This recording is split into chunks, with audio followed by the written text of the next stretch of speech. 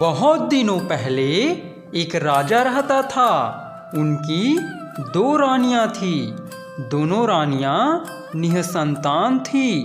राजा सभी मंदिरों में जा जाकर पूजा पाठ करते, घर में पूजा पाठ करवाते। 2 रानियां भगवान से विनती करते रहने पर फिर भी दोनों रानियां मां नहीं बन पाई।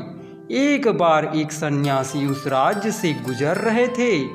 राजा के दरबार में सभी लोग कहने लगे कि वे सन्यासी बहुत ही महात्मा हैं, क्यों न उन्हें राज दरबार में बुलाकर इस समस्या को हल करने के लिए विनती किया जाए।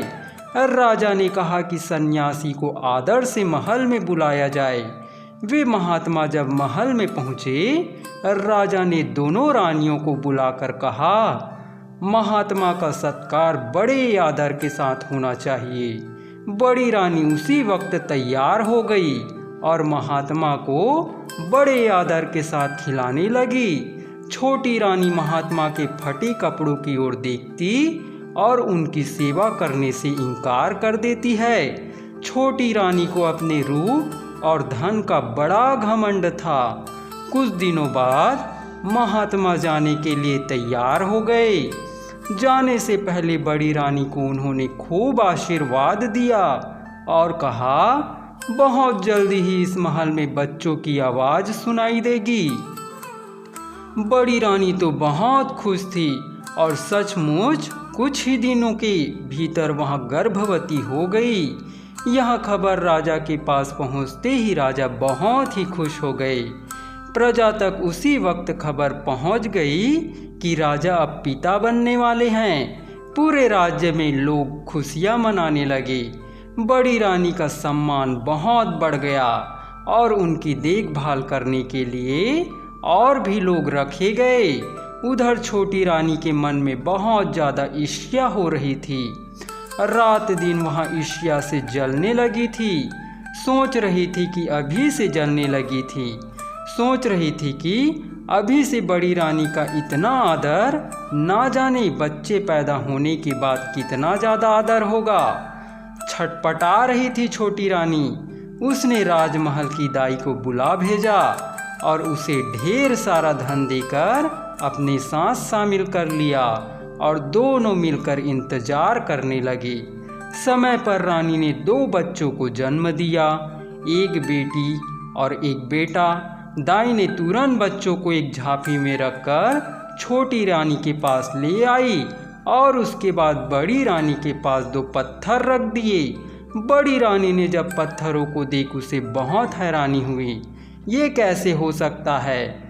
उधर राजा खुशी से झूमते हुए बड़ी रानी के पास पहुंचते हैं और जब उन्होंने देखा बड़ी रानी 2 पत्थरों को आश्चर्य से ताक रही है, और राजा वहीं रुक गए और दाई से पूछने लगे, क्या बात है दाई। दाई ने कहा, बच्चे नहीं पत्थर निकले। और राजा को बहुत गुस्सा आया। बड़ी रानी को उसी वक्त बंदी गृह में कैद कर दिया। पूरे राजमहल में ये बात फैल गई कि बड़ी रानी ने ईंट पत्थर को जन्म दिया है।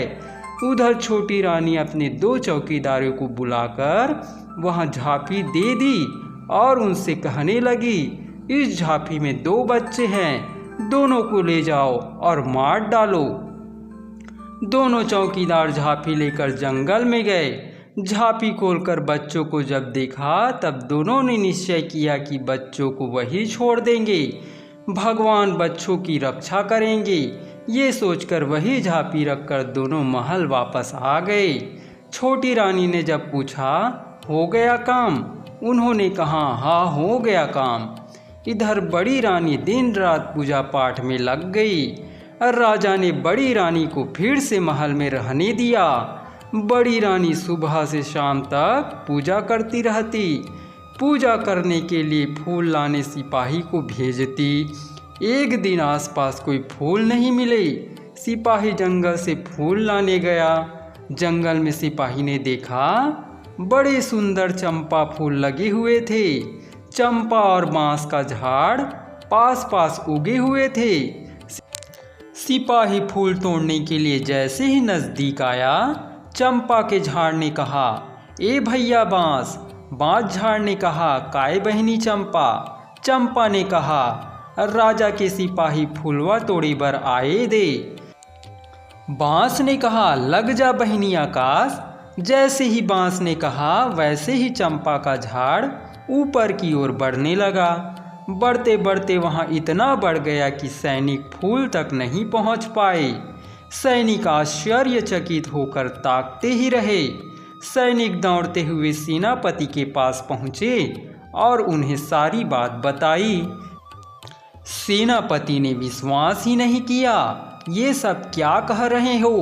सैनिकों ने कहा, आप एक बार हमारे साथ जंगल चलिए, एक बार खुद देख लीजिए। सेनापति चल पड़े सैनिकों के संग। जैसे ही सेनापति चंपा और बाँस के पास पहुँचे, चंपा ने कहा, ए भैया बाँस। बाँस ने कहा, काय बहिनी चंपा। चंपा ने कहा, राजा के सेनापति फूल तोड़े बर आए हैं। बाँस ने कहा, लग जा बहिनी आकाश। चंपा का झाड़ बढ़ते बढ़ते और भी ऊंचे तक पहुंच गया। सेनापति बहुत ही डर गए। दौड़ते दौड़ते पहुंचे मंत्री के पास। अब मंत्री चल पड़े देखने के लिए। चंपा को ऊपर से दूर तक दिखाई दे रहा था। उसने दूर से ही देख लिया कि मंत्री जी आ रहे हैं। ए भैया बाँस। बाँस ने कहा, काय बहिनी चंपा। चंपा ने कहा, राजा के मंत्री फूल तोड़े बर आए हैं, लग जा बहिनी आकाश। मंत्री जी जैसे ही पेड़ तक पहुँचे, पेड़ और ऊपर तक पहुँच गया। मंत्री जी सीधे पहुँचे राजा के दरबार में।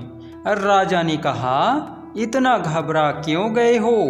मंत्री ने कहा, आप इसी वक्त मेरे साथ चलिए। राजा जी।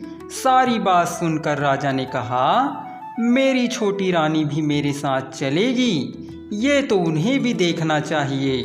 छोटी रानी को खबर देने वही दो सिपाही पहुँचे जिन्होंने उन बच्चों को वहाँ फेंका था। दोनों खूब डर गए थे।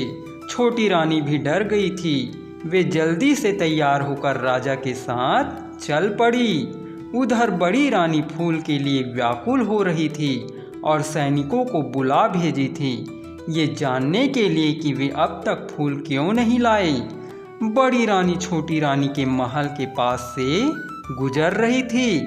उन्हें छोटी रानी और दो सिपाहियों की बात सुनाई दी।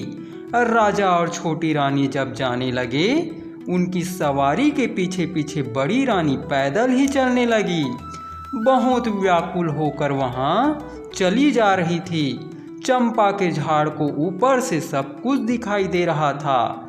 जैसे ही वे सब पास पहुँचे, ए भैया बाँस। बाँस ने कहा, काय बहिनी चंपा। चंपा ने कहा, छोटी रानी संग राजा फूल तोड़े बर आए हैं, लग जा बहिनी आकाश। चंपा का झाड़ और भी ऊंचा हो गया। राजा दोनों पेड़ों के पास पहुंचकर पूछने लगे, क्या बात है? तुम दोनों भाई बहिनी हो, कैसे चंपा और बाँस बन गए? उसी वक्त बड़ी रानी वहां तक पहुंची। चंपा ने जोर से कहा, ए भैया बाँस। बाँस ने कहा, काय बहिनी चंपा। चंपा ने कहा, हमर महतारी दुखियारी बड़े रानी हाँ, फुलवा तोड़े बर आवत है, परो बहिनी पाँव। चंपा जमीन में झुक गई और बड़ी रानी के पैरों के पास झूमने लगी। साथ साथ बाँस का झाड़ भी झुककर बड़ी रानी के पैरों को छूने लगा। इसके बाद चंपा और बाँस ने राजा को सारी बात बताई। राजा ने उसी वक्त छोटी रानी को बंद करने को कह दिया अंधेरी कोठरी में और बड़ी रानी से माफ़ी मांगने लगे। बड़ी रानी बड़े दुख से चंपा और बाँस को देख रही थी। ये दोनों मनुष्य कैसे बनेंगे? बड़ी रानी दोनों के करीब पहुंचकर दोनों से लिपटकर रोने लगी। जैसे ही उनके आंसुओं ने चंपा और बाँस को छुआ, चंपा और बाँस मनुष्य बन गए। बेटा बेटी को बड़ी रानी ने गले से लगा लिया और जाकर रथ में बैठ गई। राजा रानी दोनों बच्चों के साथ राजमहल की ओर लौट चले। साथ में बाजा गाजा बजने लगे। पूरे देश में खुशियाँ फैल गई।